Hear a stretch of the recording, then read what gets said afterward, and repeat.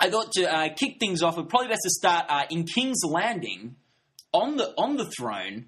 We've got King Joffrey, who became king late last season. Everyone's favourite king. Yeah, no, I think he's fan favourite Joffrey Baratheon. I was wondering what, I guess we'll start with you, Rob. What did you think of the game Joffrey played this past season? Well, Joffrey was really a terrible king and a terrible player in the Game of Thrones. I don't know what Cersei was thinking way back when she decided to put him on the throne, but really, nobody in the Game of Thrones universe even likes him.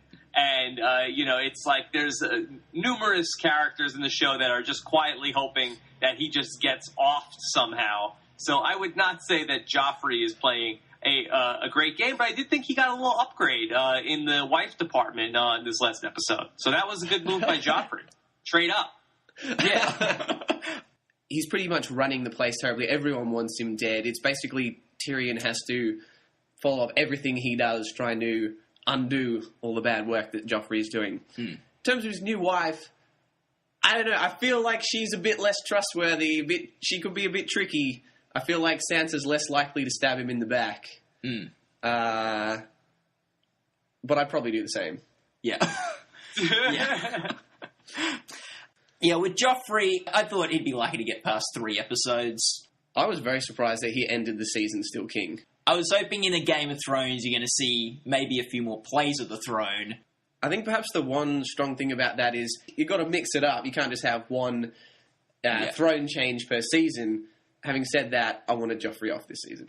Which I guess takes us to the Hand of the King, or the acting Hand of the King we have for most of the season, Tyrion Lannister. And now he's a pretty good player and a fan favourite character too. How do we think he did this season? I thought he did a great job this season. I thought he really emerged and played the best game out of anybody on the entire show this season.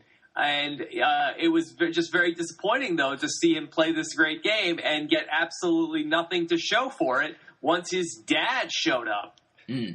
Yeah. Tyrion is my favourite character on the show. And so, I thought he played a great game. But in terms of his place on the throne, the game that he himself said he loved playing, I suppose he didn't end up in a winning position. What's the name of the girlfriend of that Tyrion has? Shay? Is that her name? Maybe. Yeah, let's go with that. Yeah, let's go with that. Yeah. Don't you think it's weird that nobody ever can put 2 and 2 together, that they're actually the boyfriend and girlfriend? Even Cersei, who has spies everywhere in the kingdom, that they mistakenly think that Roz is the girl that he's secretly in love with. Don't you think that seems like that at some point that they would, especially when she's sleeping in his room every night, don't you think that somebody would figure that out? And it does seem King's Landing is very high school-esque, where word travels pretty fast around King's Landing. Very hard to keep a secret. Yeah. I felt when she pulled the knife on that other girl who found that Sansa had a period, I was like, probably a mistake. I feel like she might tell someone that you pulled a knife on her. Yeah, definitely. Apparently not. But unfortunately, Tyrion lost his Hand of the King role at the end of the season, as Rob said, when his dad Tywin came in. It's kind of like, you didn't really earn that. You just seemed to ride the back of Tyrion sort of defending King's Landing with his tactics with the wildfire and so on, and then Littlefinger setting up the Tyrells to come help. So...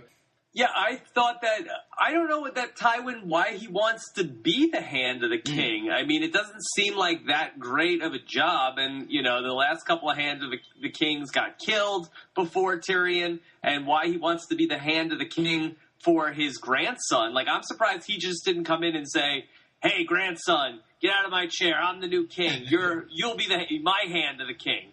You know? But maybe for Tywin, that's, it seems like a good thing to do. Now, should they allow horses in the Iron Throne room? Doesn't that seem like they should have a no pets allowed rule, except for maybe service animals for some of the blind people in King's Landing? Yeah.